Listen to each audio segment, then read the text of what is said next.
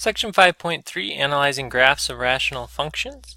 We're just going to kind of do a review of some of the stuff and then show you how you can pick out what graph would match the rational function. So steps to graphing rational functions in MyMathLab, what you're going to end up doing is just multiple choice choosing which one. So we want to give you an idea of how to choose and get a kind of an idea of what a graph would be looking like. So we're going to factor the numerator and the denominator, then find the domain, find and plot intercepts, and then we would find asymptotes and graph with dashed lines, make intervals based on zeros, plot the points in these intervals, and then go ahead and graph it. So practicing, trying to actually do this. Let's say we have the function 5x plus 2 over 2x plus 1. When we look at the domain, what we don't want in the domain is we don't want the bottom, the 2x plus 1, to be 0. So that's going to happen. So what we can't have, if we solve this for x, we can't have x equal to negative 1/2. Anything else will work, so the domain is a set of all numbers, or all x's, such that x cannot equal negative 1/2. That would be our domain.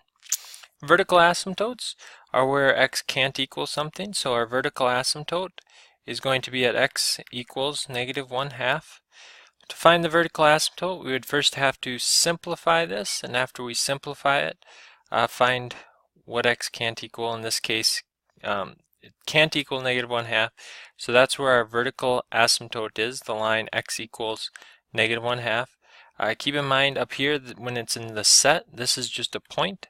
Down here, this is actually a vertical line. All the points along that line have an x coordinate of negative 1/2. Horizontal or oblique, so we look at the first two parts here. I know that they have the same exponents. When they have the same exponents, we use just the numbers in front. It's going to be y equals 5/2 for a horizontal asymptote. So then we can sketch our asymptotes. When we sketch our asymptotes, there's an x equals negative 1/2. So there's an asymptote at negative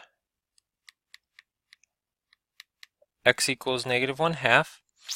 And then there is a y asymptote at 5/2 or 2.5.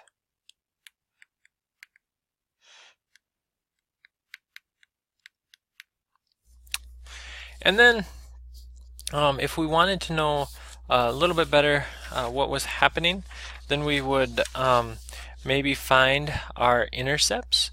So our intercepts, our x-intercepts, we would set this thing equal to 0, or just the top equal to 0, because as long as the top is 0, then the whole thing is 0. And for a y-intercept, we would make x 0. So for x-intercepts, we would set 5x plus 2 equal to 0. So x is going to be negative 2/5 for an x-intercept. So negative 2/5, that's going to be somewhere right here for an x-intercept. So somewhere right in there. And then a y-intercept where x is 0, so if we plug 0 in for a y-intercept, we'd have 5 times 0 plus 2 over 2 times 0 plus 1, which is going to be 2.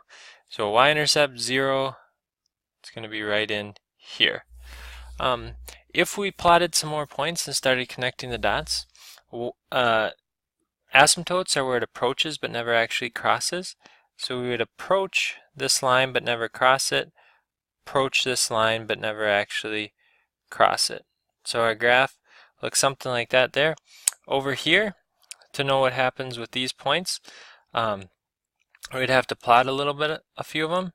And what we're going to find after plotting some of them, picking some x values and plotting them, so you'd get something like that. So what you'll be doing on MyMathLab is trying to figure out which graph matches the equation. So we know we had a vertical asymptote at negative 1/2, a horizontal asymptote at 2.5. If I look at these graphs, here we have a horizontal asymptote, 1, 2.5. So it might be this one, but a vertical asymptote at -1/2. That vertical asymptote's way back there. Plus, here the intercepts, like I found on the other page, they are not correct. So my intercepts aren't right. So this graph, this one's out. Here, it looks like we have a horizontal asymptote at 2.5. There's a vertical asymptote at -1/2. If I go back to look at my intercepts, there is an intercept at -1/2. Oh, excuse me. There is an x-intercept at -2/5. -2/5. Yeah, that could be right about there. And then there was also a y-intercept. The y-intercept was at 2. And we have a y-intercept too. So this right here, there we'd have our graph. Taking a look at this one, the domain is anything except where the bottom is equal to 0. So we don't want the bottom to be 0, meaning we don't want x plus 2 or x minus 2 to be 0.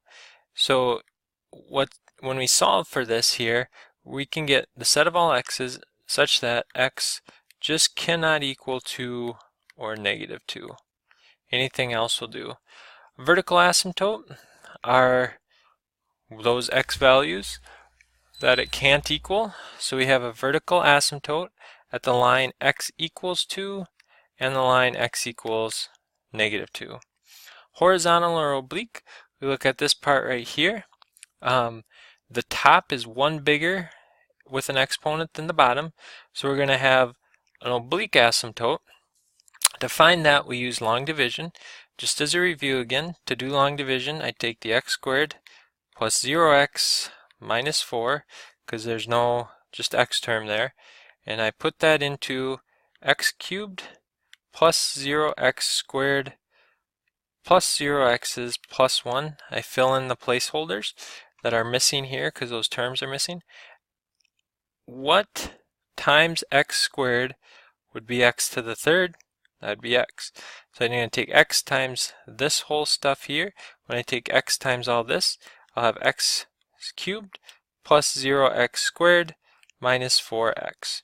Then I'm going to subtract that from what's right above it. I end up with no x cubes, no x squareds. 0 minus -4x is going to be positive 4x. 1 minus nothing is plus 1. My x squared is bigger than this, so I can't go any further. This right here is the quotient, which is going to be my oblique asymptote, y equals x. Then I would sketch the asymptotes. We have an asymptote at -2. We have an asymptote x equals positive 2. So we have another one here, like that. And then we have this oblique one, y equals x, which is going to look something like that. There we'd have our asymptotes. If I wanted to, I could sketch some points. I could find the intercepts and sketch some points.